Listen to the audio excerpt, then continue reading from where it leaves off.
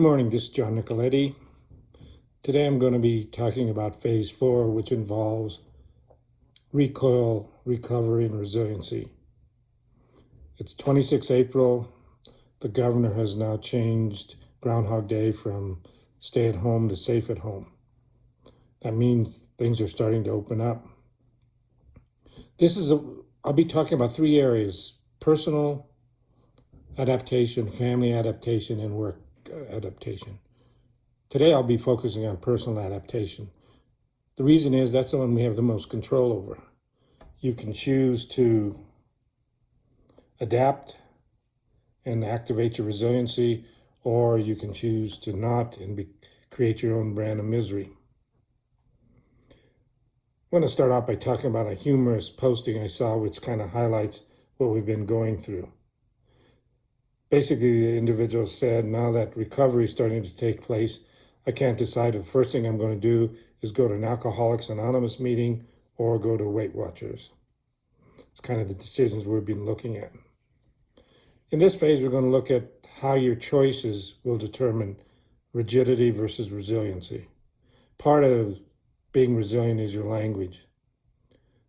Rigid people will begin to say, this is bull, you know what? I don't know why I have to go through this. I can't handle this. I'm not going to be able to adapt to this. Resilient people will be saying, well, this is the hand we've been dealt. Let's look at the new normal. In terms of new normal, some things will change, be different forever. Some things will remain the same. So the key to begin with is to analyze, as you move into this phase, what are important things? What things were important to you at a personal level before the pandemic struck? And let's analyze those from the standpoint, okay, will these things be normal like before? Will there be a new normal, or will it be lost forever?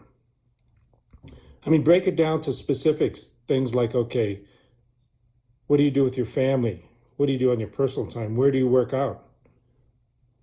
You're going to be able to adapt changes at your gym. What do you do for social or recreational? Ball games, what are those going to be like, and how are you going to adapt to those? So make a list of important things that you used to do and analyze, okay, which category do they fall in?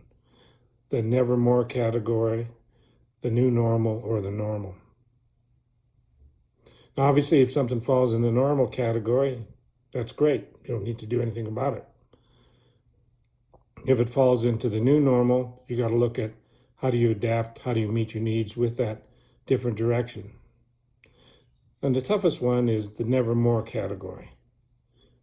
How in the world do you adapt to something that was important to you but really doesn't exist anymore?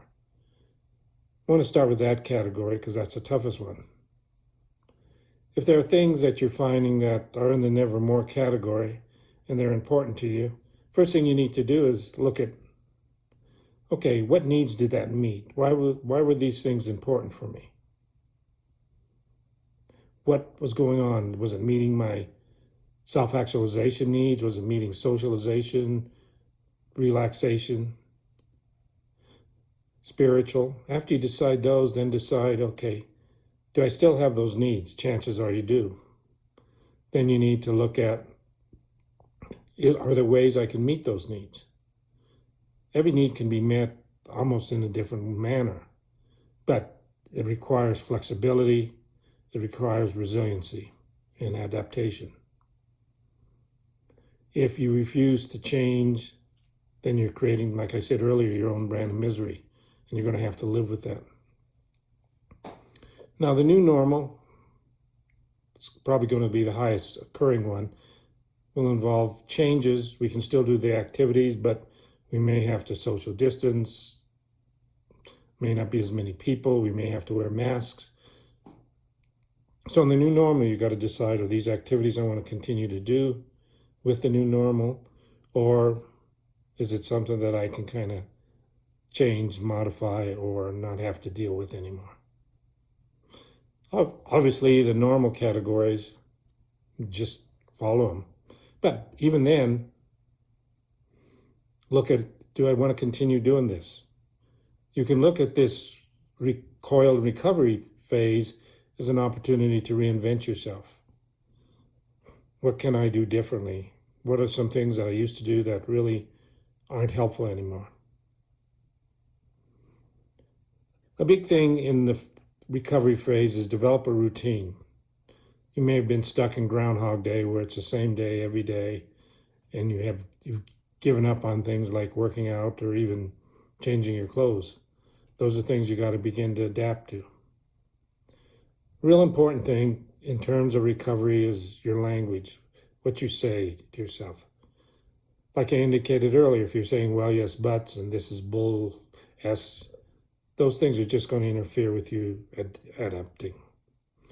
And then you're just going to get angry and you're going to feel more miserable. The other thing that's happened during the pandemic phase is our comfort zone may have shrunk. Comfort zones, we all have them, everything inside of them we used to like to do. They're enjoyable. Everything outside of them we avoided, or if we did something, it created a lot of anxiety. So do an analysis of your comfort zones.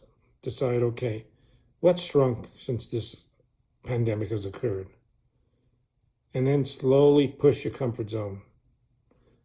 Again, adventure lies at the edge of your comfort zone. So if something's important and it's doable, start doing it. Your adaptation obviously is important for you, but it's also important for your family. You're going to become a role model. If you're in misery and you're not adapting, that's going to be communicated to your partner and your kids. So think about the choices you make, not only for yourself, but also for your family, and what type of unintended consequences may you be creating at that point in time. Those are just some quick tips on personal. The next area I'll be getting into when I post will be dealing with family adjustment to the recovery. Take care and stay healthy.